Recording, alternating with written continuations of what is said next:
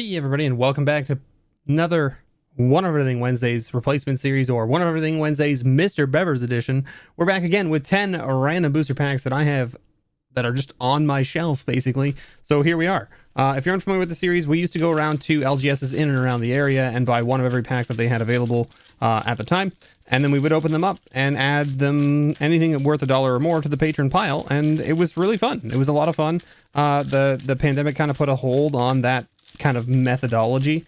And a lot of stores are starting to open up again now and are being, available to the public and stuff. But I'm still not in a position where I can move around to shops as freely as I would like to, time-wise. That's the main thing. The time is, I was driving, 1 to 2 hours essentially outside of my hometown just to hit up shops to get one of everything. And to do that series again will take some serious time commitment that right now I just don't have the capability to do, unfortunately. So we're doing it with this model, and I hope that that's okay, because it seems, we've been adding some pretty good stuff to our patron pile, so I hope it's working out. We've got a Dungeons and Dragons pack here, Adventures in the Forgotten Realms first. So again, the only common we need to worry about in here is the black one, right? Which is, sacking Deadly Dispute or whatever, right? There we go. We got a uncommon Power Word Kill. Again, prices will come up in the top right corner there, and if there's anything that I miss, just let me know. For instance, Prosperous Innkeeper, I believe, is close to $1. It's like right around that area. I don't know if it's over $1, but it's pretty close. It's a very good uncommon. And our rare for the pack is a Sorcerer class. So there you have it. Not a bad little card. We'll take that. And then, of course, a mountain and a treasure token. Next up is Crimson Vow. So let's see what Crimson Vow has for us.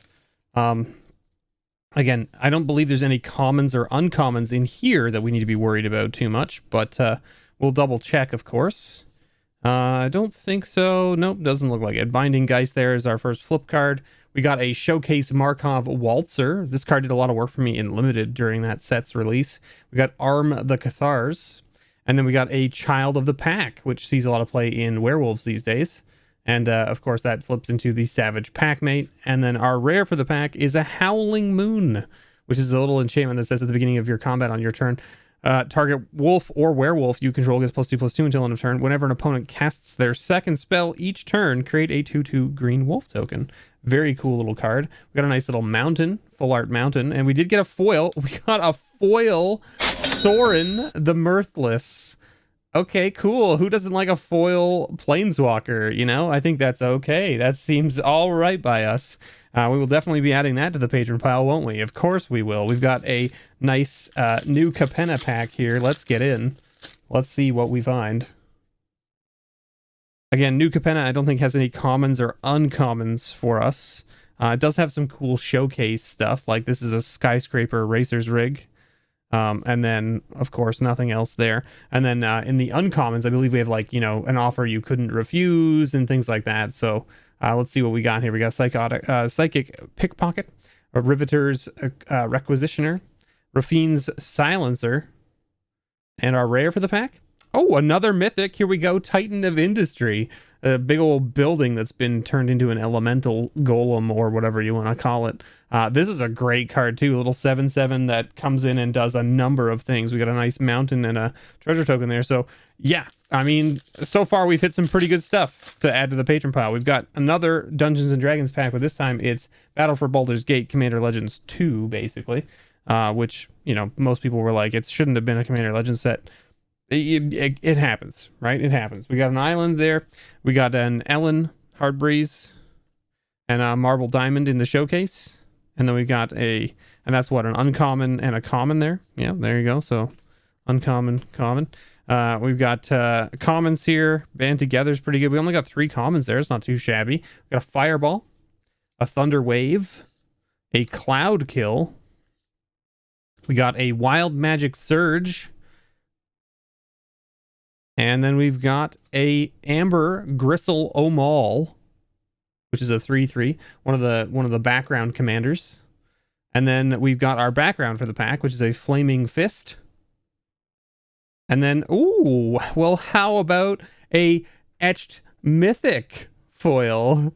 And we got Karlach, Fury of Avernus, which seems pretty snazzy. And then we got a full art Tasha, the Witch Queen. Holy moly, what a pack. Oh my, okay, oh, geez, I thought there was gonna be another rare. It was, no, it's Kaga, the Archdruid in foil. Wow, what a pack, though. Double mythic pack, and not only double mythic pack, oh, we got a list card, a perpetual timepiece. That's kind of cool. Not only a double mythic pack, but a double, like, showcase mythic pack, right? Because we got an etched foil mythic, and then a borderless mythic. Like, holy moly. Okay, Kaldheim is next. Again, nothing in the commons, I think, that we have to worry about too much from here. But in the uncommon slot, there might be a few things. We got a Blizzard Brawl, which is not a bad little one. We got a Skemfar Elder Hall. And then we got a Return Upon the Tide. I actually like this card in my elf deck quite a bit. And then our rare is a Blessing of Frost, which is you're distributing X1/1 counters, where X is the amount of, snow-covered lands that you spent. Or snow-covered mana that you spent. We got a Rimewood Falls, which we'll put here. And look, it's a junk token. Garbage. Who doesn't like garbage in their packs, you know? War of the Spark, let's go. Geez, I don't know. I didn't think that we were going to beat that Sorin, to be honest. Like, that foil Sorin, I was like, there's no way we beat that. And then the Commander Legends Baldur's Gate pack was like, hold my beer. And I was like, oh, all right. Okay, cool. Yeah, sure. We can do it. Again, War of the Spark. I don't think there's anything in the common slot we have to be too worried about. Here's a Death Sprout. It's a good little removal spell. We got a Fire Mind's Vessel. And then we got Nahiri, Storm of Stone. Now, to note here in War of the Spark, you got a Planeswalker in every pack. The Planeswalker could be uncommon, rare, or mythic. Okay? In this case, we got an uncommon one, which means our rare won't be a Planeswalker. I don't believe that's how I think that you cannot get both. But anyway, so there you go. We got Nahiri there, and then our rare is a Solar Blaze, which was an interesting little board wipe that came out in Boros, right? Deals damage to itself equal to its power. So, like, the idea is that your opponents wipe their board because their creatures have the same power and toughness or greater power than toughness, and you have big butts, I guess.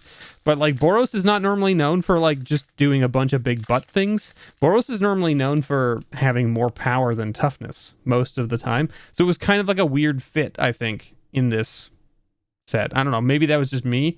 Maybe other people found a use for it. I didn't. We've got Strixhaven next. Again, I don't think there's any commons we need to be too worried about. There are some very good commons, of course, in Strixhaven.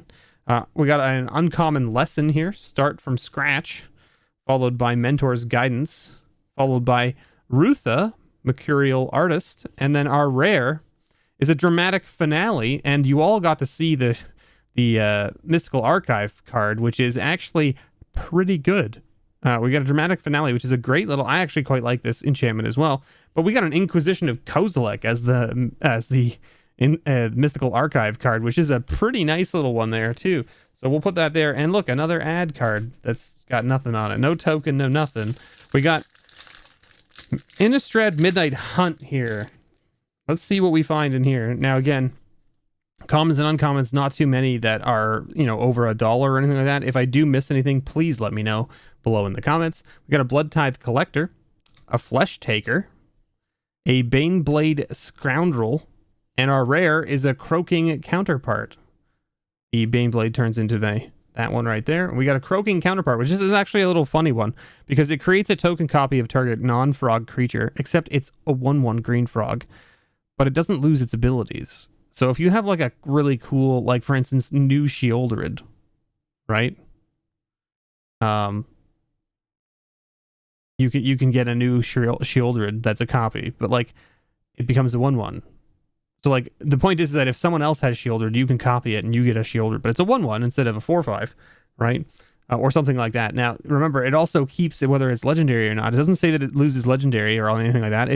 It literally is a token copy of that same card, except it's a 1/1 green frog. That's it. That's the difference. So there you go. And then we've got a nice little swamp there, and then a spirit and a checklist card. Dominaria United is next. Now this is one of those ones where the pack is backwards, so the rare will be on the front. So we got to kind of do the Kansas City shuffle here, right? That's our token. There's our Phyrexian. So then that should be our land. Yeah, there's our land. Nice little swamp, right? So then that should be our rare or our foil. And then that'll be 1, 2, 3. If this is an uncommon, which is not, it's common, so we're good, right? There we go. So we didn't get a foil in this pack, but that's okay. Here's these cool lands. These cool lands, I'm so glad that they're starting to do this where they're making them the basic types so that you can search them up with other things, which is really nice. And then in the commons, oh wow, we got 3 lands in this pack. My goodness. Okay. And then here's our uncommons. We got an Elvish Hydromancer. We got a Frostfist Strider. We got Queen Elenel. And our rare is the Phasing of Zhalfir. Good old Phasing of Zhalfir. It's a place, not a person. Just so that we're all on the same page.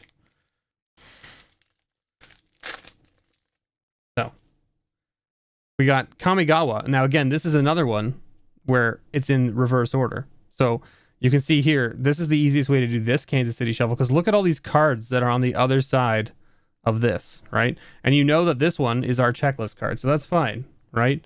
But then everything else, basically the easiest way is to just go like this and just feed it backwards like this, and now you've got the cards with commons up front and the uncommons on the back. Again, Kamigawa, Neon Dynasty, I don't think there's any commons we need to be too worried about price-wise. Uncommons, there might be some that we might see. So Gravelighter, no. Historian's Wisdom, no. Upriser Renegade, no. And then our rare for the pack is a Weaver of Harmony. So there you go, little Weaver of Harmony. And then, oh my goodness, we got a foil woodblock land. My goodness, that is gorgeous. Look at that thing. You didn't see many of these. I didn't see many of these in the openings I did. It was like, you know, you got like maybe 1 per like box, or I should say, I think I got about 3 per set booster box that I opened. I only opened 3 set booster boxes, and I think I have about 9 of these, right? So somewhere in that range. So it's not a lot, but it's still a decent number. But anyway, that's a really good one. And then we got a nice little rugged Highlands there. So there you have it. Anyway, that's it for Mr. B's One of Everything for this week. Thank you so much, everyone, for watching. And as always, if you want to get in on the Patreon yourself and get in on the rewards that are coming, like some of these cool things, go over to patreon.com/MrBevers and you can sign up for a grab bag, a bundle, a booster box, all those kind of things. So we have it all there. There's even some Moe's tiers where you get random booster packs that are unopened, and you can do whatever you want with them. They're all up to you. I ship them out to you, and then you get it in the mail. And that's about it. But go check it out if you want. And as always, may your pulls ever be better.